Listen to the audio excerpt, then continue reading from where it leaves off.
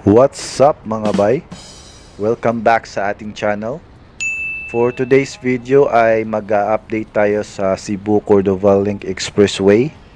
Ngayon ay araw ng Miyerkules, December 9, 2020. Kaya samahan niyo po ako. So tara!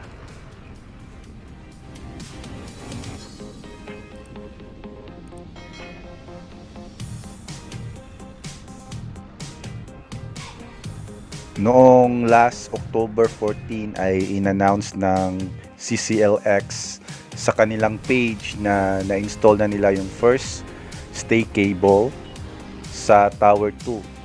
At as of December 9 ay meron na pong 8 na na-install na stay cable. 5 sa Tower 2 at saka 3 naman sa Tower 1.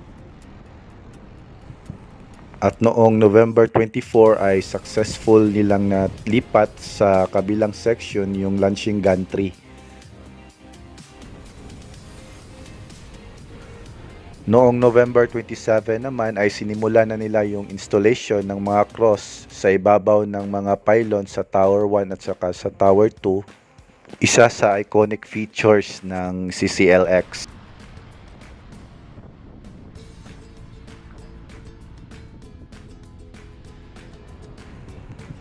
Ginagawa na po nila yung mga maliliit na poste. Ito po yung para sa 2 lanes na galing south papunta pong Cordova, Cebu. So makukonect na po siya sa unahan.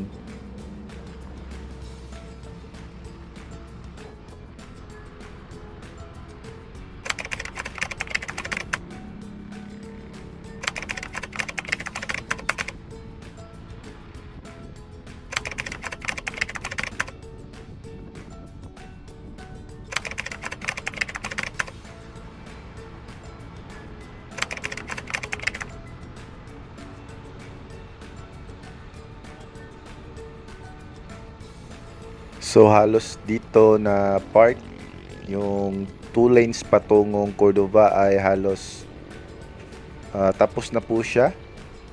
Cemented na po yung yung mostly na area.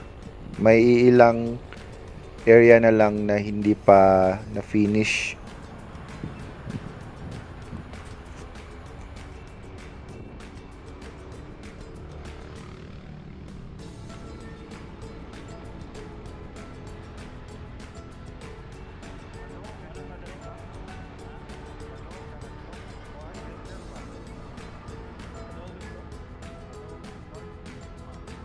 Patuloy pa rin yung pagtatrabaho nila kahit maaraw, mainit. So ito po yung 2 lanes na papuntang Cordova. So almost malapit na po siyang matapos. Tapos yung launching gantry ay nasa kabilang side na. At doon naman sa kabilang side ay sinimulan naman nila yung paglalagay ng mga bakal para sa sahig.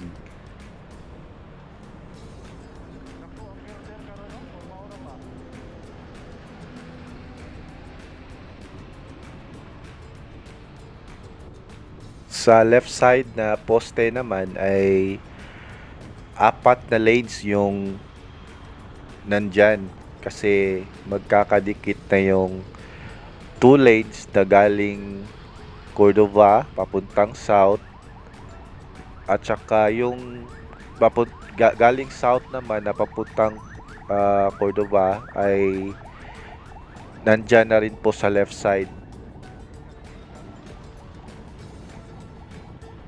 Ang CCLX nga pala ay nagsimula noong July 5, 2018 at inaasahang matatapos ito late na 2021.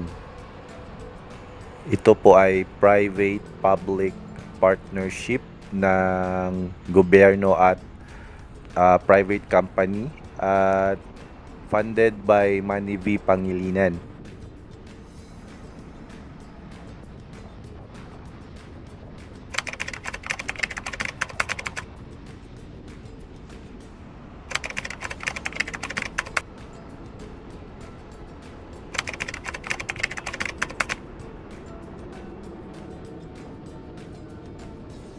Update naman sa Cordova ay yung causeway nila ay malapit na rin pong matapos.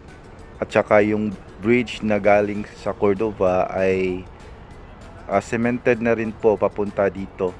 Malaki na rin po yung nagawa nila doon.